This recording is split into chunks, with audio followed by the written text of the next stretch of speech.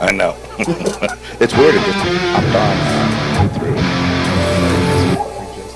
Yeah, and I guess I get some. All right, it's all good. WTF-DFW, episode 20, take 2. Yeah. So disregard the one that's up there on YouTube that's going to be deleted. And we'll update it with this one, so when you see the change of shirt, you know it's the updated one. So, WTF, where's the fun DFW, episode 20. That's 5 months worth.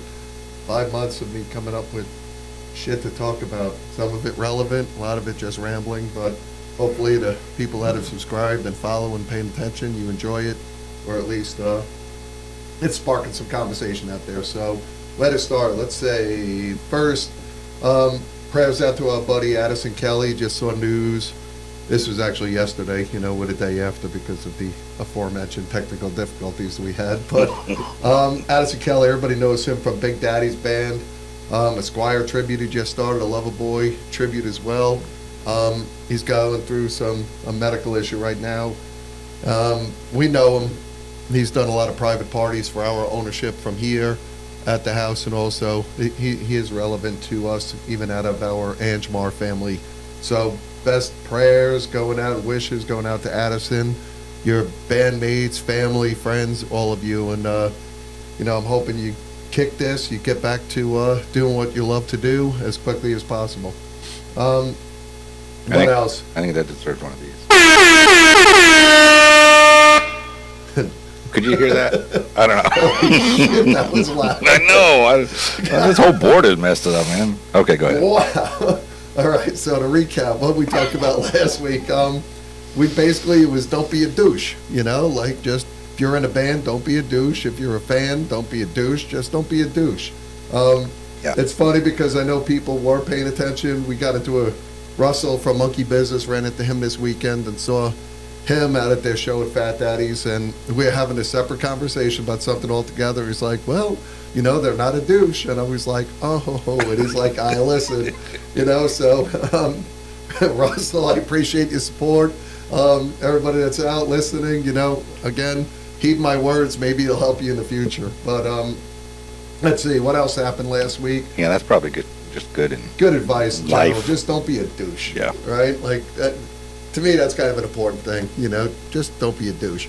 I know I'm a dick, but it's different, it is what it is. But yeah, a dick is sarcastic, you got an attitude. A douche is just somebody who just does wrong all the time. Nobody wants to be around that. Nobody wants to be around a douche. So let's see what happened last week. Live band karaoke was Wednesday. Thursday we had Tommy Katona and Texas Flood was out there, and I think he might have brought up. I know Trenton was out there. Trenton Page, that 15-year-old kid, that little virtuoso guitarist from Rockstars of Tomorrow, Mansfield. He was out there, and I know Tommy's a big supporter of his. I know Arnie Newman and them were out. Hopefully that was a great show. We missed it. We were, I think, a little bit tired. We stayed in last Thursday, but Friday night we did go out for a little bit.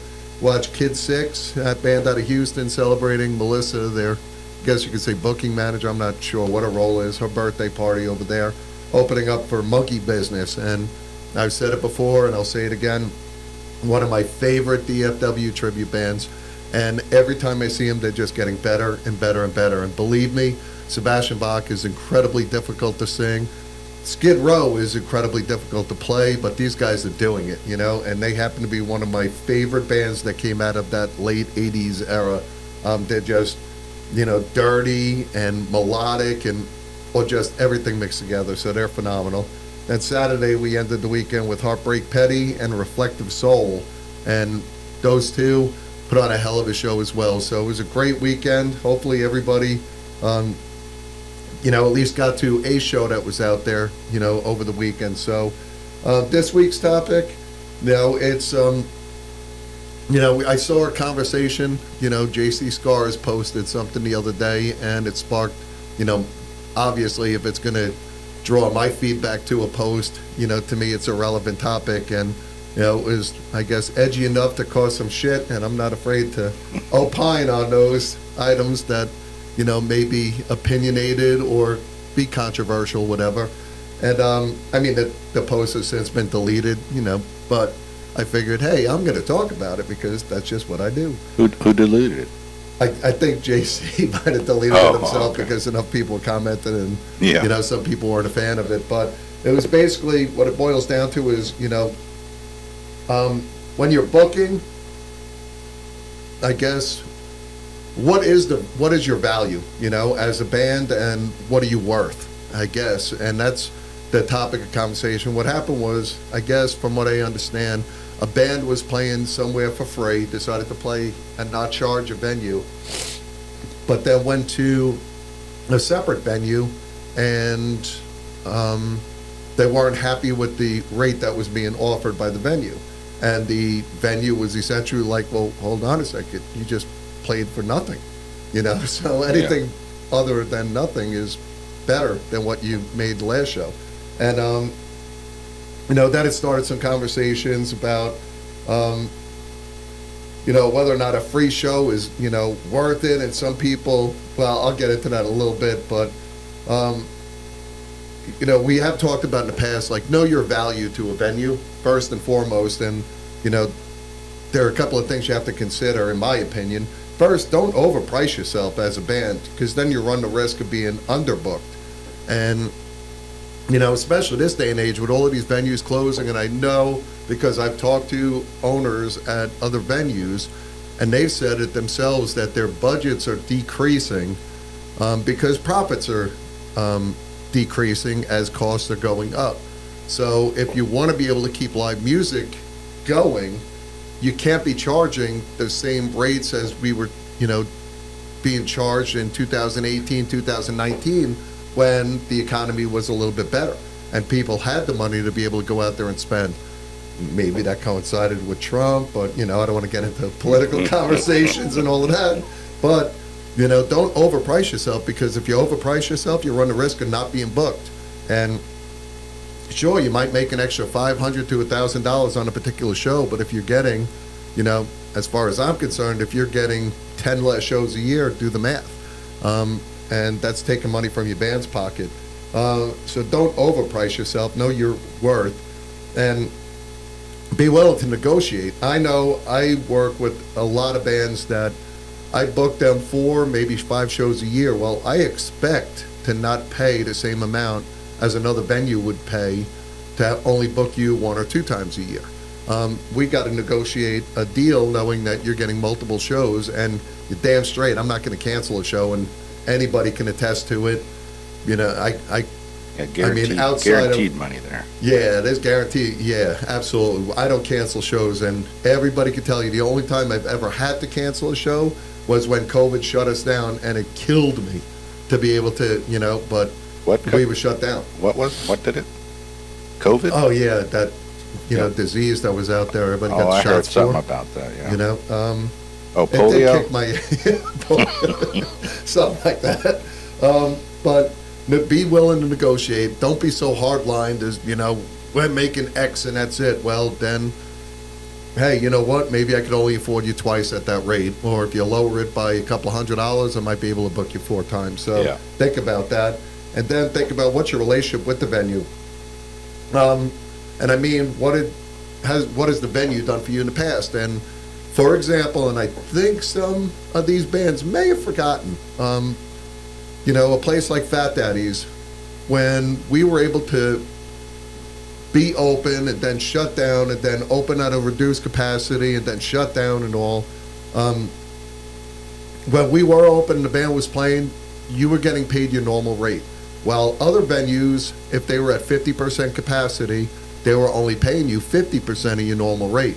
And I know it was hard on the bands back then, and I know in particular, and nobody could bullshit me because the bands have told me directly, this venue is only paying me 50% because of the capacity. I'm like, I'm not going to do that to you because, it's not your fault. And I know the bands are suffering. I mean, I played in bands growing up, so I understand what it's like to be able to make money, or not make money, and that is your, source of income that's out there. So we're not, we didn't drop your rates or whatever. We tried to make sure we were open to do everything we can to get the band playing on a particular night and getting as many people out there with a reduced capacity as we could to help offset the cost. But I think some bands may have forgotten that, and they have this, I think they just probably need to be reminded a little bit and just think about what the relationship with the venue is and how have they taken care of you in the past. So basically, like, don't get greedy.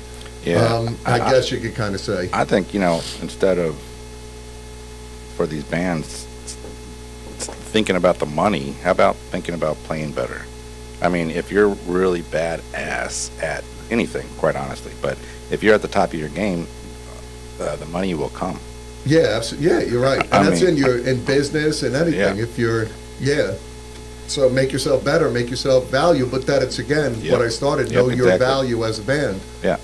If they can bring in, a packed house, then they're worth that money. That's right. You're 100% right. And then, also think about the other items about the venue's relationship and what the venue does for you. Think about and I'm going to talk specifically Fat Daddies, what does the venue do to promote a show? And what do they put into advertising and marketing? And I'm not going to get into specifics, whatever, but I'm going to say, we're probably upwards of $250,000 a year we're spending on advertising and marketing just for Fat Daddies alone. That's not the gun stores, that's not easy. Thompson's, whatever. We spend a lot of money on that, where I know we're probably spending more money than most venues are trying to promote shows and advertise for you. So if the venue is putting in that work, remember, that's unseen revenue. And you as a band, if you're playing at, venue X, and they're only spending, $50 to promote your show, sure, that means you're going to have to, if you're doing what you're supposed to do, you're going to spend, maybe $200, $250 to promote that show. Well, that's money out of your pocket if you're playing at a place like Fat Daddy's and we're spending, $300, $400 to promote a particular show. That's, keep in mind, you're not spending that money. You don't have to promote as hard. We hope you would, but we definitely know that bands, we talked about it, not all bands are pulling their own weight as far as promotion and marketing their shows and supporting that. So that's something to consider as well. But then there was another topic that came up. Is there value in playing for free, as a band? Well, some people there's absolutely no way I would ever play for free. Absolutely, it's not going to happen. And then somebody else said, well, what if it was a benefit? And they're like, well, maybe in that instance I'd play for free. And I'm like, all right, you're hypocritical. Yep. But at the same point, these people had a hard line. I would never play for free. If I called any local band that's original music, I don't even tribute, and I said, hey, I got Sebastian Bach coming in next week, from Skid Row. You want to open for them? Unfortunately, I'm spending a little bit more money to get Sebastian here, but I don't have any money to be able to pay your band. That's a choice you could make. I would say more bands than not, if they have an opportunity, they're going to try to pick up that show, knowing that they're going to get exposure. And people use that word exposure in a couple of different ways, but I'm going to say you're probably full of shit if you're not willing to open up for a Sebastian Bach. So don't be so hard-nosed and say, I would never play for free. Even on the countryside, if, I said I had Cody Johnson coming in, you're damn straight I know people would jump at that opportunity to be able to get on that bill. Because, it's exposing your band to people that may not have ever seen it before, and it's giving you an opportunity to be able to showcase what you got. And the other thing I've also seen is these bands end up getting picked up by the national act when they come through regionally and play. Yeah. Where do you think they find these bands to go out and play, especially in Texas? They might play, down at San Antonio, Houston, Austin. They might go up to Oklahoma. They might go out to, Green. Isn't that where it is? Arkansas, Louisiana, and they're looking for regional bands to be able to. Green Hall, you're talking about? Yeah, Green Hall. Yeah. So there are opportunities that are out there that, yes, it could be an exposure show. Now, I'm not saying that everybody should be willing to play for free, but don't be so hard-nosed and think, no, it would never happen. And don't automatically think a venue is just throwing that word out there saying it's good exposure, for you to play, at our place. Well, that's not always the case, but it is sometimes the case that it would be really good exposure and an opportunity. Now, I've never asked anybody to play for free, at, Fat Daddies, and I always know that there is an expense, even when we put on these shows for rock stars. I know these kids are not getting out there, or getting paid necessarily, but I'm getting them out there. I'm providing the sound, I'm providing the venue to be able to do it. And as they hone their craft, and I've already had one or two come out, and they are getting paid by me when I have them opening up other shows on a Friday and Saturday night for me. So Yeah, it all comes. it is a yeah. springboard, that I'm using it. But, again, just know your value, know what you're willing to do, what you're willing to work for, and understand the expenses, as it relates to what a venue is providing you, what support a venue has provided you in the past, what they've done for you in your relationship with the venue when you're out there negotiating your booking for the rest of this year, or, for those venues that wait until end of the year to start booking for the following year as you're heading into next year. So I know there are a lot of bands still trying to get into Fat Daddies that I haven't booked in a while, and I've reduced the number of shows for 2024. I imagine the same thing is going to happen in 2025 when I start booking for then as well.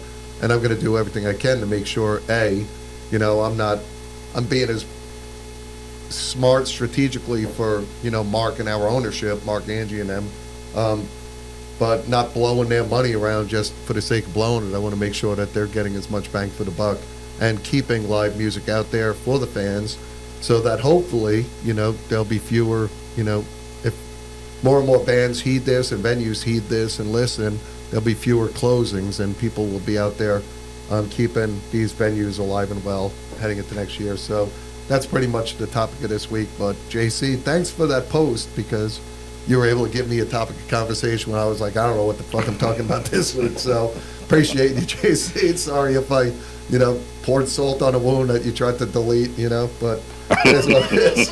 So what do we got going on this week? Yesterday was live band karaoke, and, I did have this recorded in time, unfortunately. I don't know if we did. There's no evidence of that apparently. So yesterday was live band karaoke with Shannon Chi, John Viola. If he showed up, he was off on hiatus a couple of times and finding people to fill in for him and all. But love you, John. Friday night is Dallas-Boston Experience with Saving Yesterday. DBX is phenomenal. If you've been out there, they were, a month and a half, 2 months ago. I'm amazed at the caliber of talent in this band, the vocals, everything. And on top of that, they are just such amazing people. And I love it. They're humble. They're just great guys. So I'm looking forward to DBX coming back. And Saving Yesterday, who my staff absolutely loves.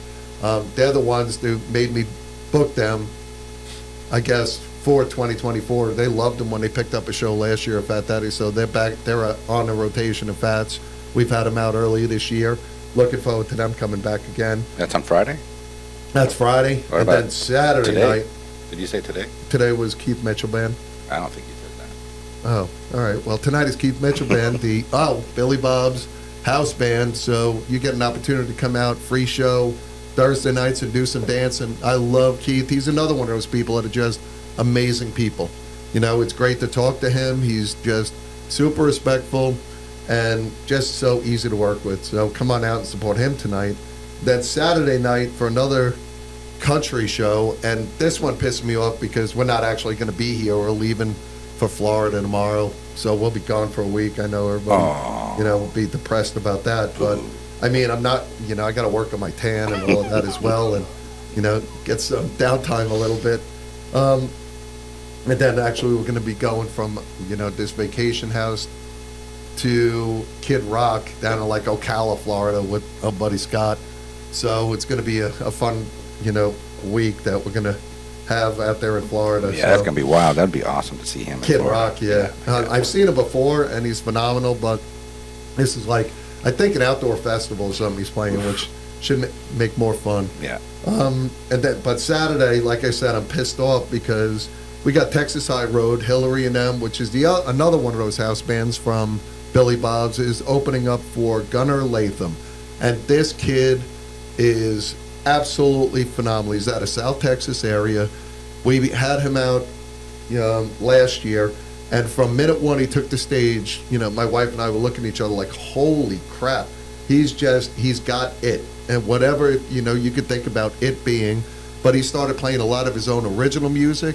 And the cool thing about it is we were singing along to his original music first time we hear it, Yeah. like as you're there, you're able to, it's just so catchy.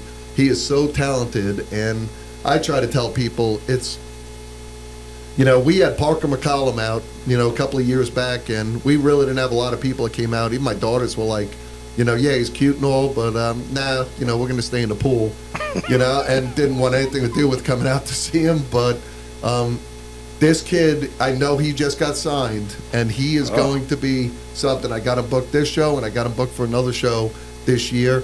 Do not miss out. You're going to regret it, because this kid is something special. So, and then now you'll get to see what Texas High Road is about and the work that, Hillary and them do with their band. So come on out and celebrate that, on Saturday night. Next week, we got live band karaoke. Rodney is back with local Yoakum. So he's playing Thursday night, and that's a tribute to, Dwight Yoakam. Incognito is Friday, which everybody knows Jeff, that's a killer show. And then Texas Floyd and Rushmore is playing Saturday. So Pink Floyd with Rush. And we usually pack the place with both of those bands that are out there. So reserve your tables for that show. And then that Sunday, we have Rock Stars That Tomorrow is coming back from 1 to 9, which the first time now I'm going to miss it because we'll still be on our way back from Florida. But that'll be on the 9th, I believe it is, of June. So from 1 to 3, come out and support these kids that are just trying to make way for themselves. So don't forget Wednesday nights, Wednesday all day is Industry Day over at Fat Daddy's. So we have, if you're in the service industry, drink specials, food specials for your all day. Friday and Saturday nights as well from midnight to 2 a.m. So as you're getting cut at your place of work, come on and unwind a little bit and get some drink specials, food specials at Fat Daddy's till we close at 2 a.m. Marksman Firearms, this is the last week for our Gun of the Month for May. I think we have some left. I'm not 100% sure. But you can check our website. We have a Taurus TS9 in Killeen, a Taurus G2C, both 9mm. That's in Wichita Falls, and I think therefore roughly $250. Granbury's got an AK-47. Century Arms that I believe is like $675, which is $200-300 cheaper than you'll find that gun if you go anywhere for the rest of the year to try to buy it. And then Mansfield's got a Ruger 1022 rifle for like $300.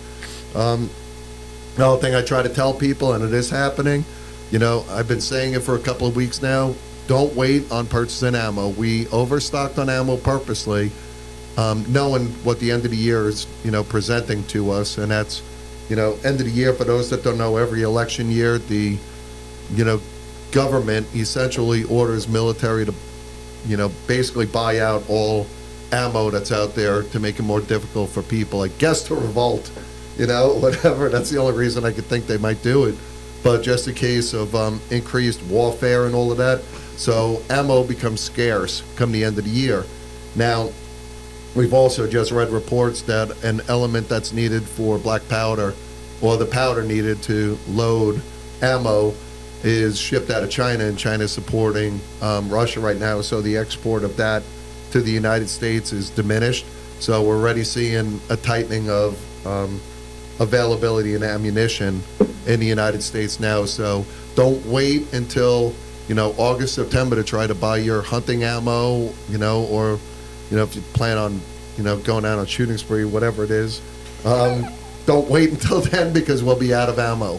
But if you're smart, you'll be buying it now, preparing for it, because I'm telling you, come September, you're going to be pissed off when you can't get your 223, you can't get your 6.5 Creedmoor, you can't get your hunting ammo that you need, your 4570. You're going to be pissed off, and then you're even going to be more pissed off when you do find that these other venues are doubling the price of the ammo. So heed my warning, please. Don't wait until August, September. Get it while you still can, before there is a shortage.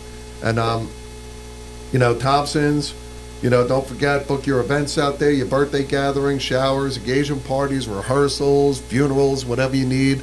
we have a ton of people that are starting to call up and book more and more events out there that I absolutely love it. And I'm excited because, we just heard word that, damn, what's the name of that? Now it's going to kill me because now I have to think about it. It's, the Balvenie 40.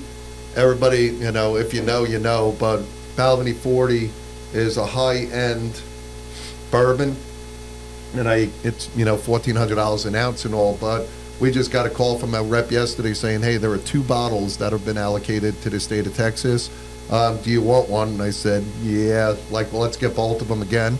We typically sell out of 2 bottles a year. Texas. Yeah. All of Texas. In all of Texas. So that's how rare this stuff is. And Thompson's, I keep telling people, we are that type of place. And we sell it, which is even more incredible that people actually come in and drink that. But How much is we the bottle? are, what's that? How much is the bottle? Oh, I can't, talk about that. They actually gave us a good deal to be able to buy both bottles from that. And they're coming out and they're going to do a minimum spend. They're going to come out and do a promotion for us. Oh, really? Yeah. With that? No. Yeah. No, not at all. But, look at the price of these bottles online. You'll see they're, $6,000 to $8,000 to $9,000 a bottle. Shots. Yeah. So, but Thompson's is that place, and we are at that level where these suppliers are coming to us directly saying, hey, this is your opportunity again, and if we didn't take advantage of it, somebody else would. But that's, it's an amazing place. So come out and see us, enjoy a great craft cocktail while you're out there, and go up to our cigar lounge floor. I am telling you, that building right now, I know we have competitors that are out there, and, I'm not talking bad about any of them, but we're actually kicking the shit out of our competitors with our cigar volume, and it's just such a cool vibe out there. It's a perfect date night, or it's a perfect place just to go chill out. And if you don't want to deal with that whole club atmosphere and cramped places and all, just come on out and enjoy us over at Thompson's. And lastly, coming soon, our Capone's Drink Easy and Sports Bar over in Burleson. We're on the last bit of our building permit being approved by the city. There was a snag in there a little bit when we started demolishing the old building, but we're hoping in the next week or two we're able to start construction over there as well. So with that said, have a great week. We're going to be in Florida, but I think miraculously through the interwebs and all of that, you might still see a podcast for next week if there's sound associated with it. But with that said, have a great week. Come on out to Fat Daddy's. Don't forget, don't regret not seeing Gunnar Latham on Saturday night as well, because you're going to be missing out on something. But have a great week. Stay safe out there. Go get your tans. Enjoy the weather. Peace.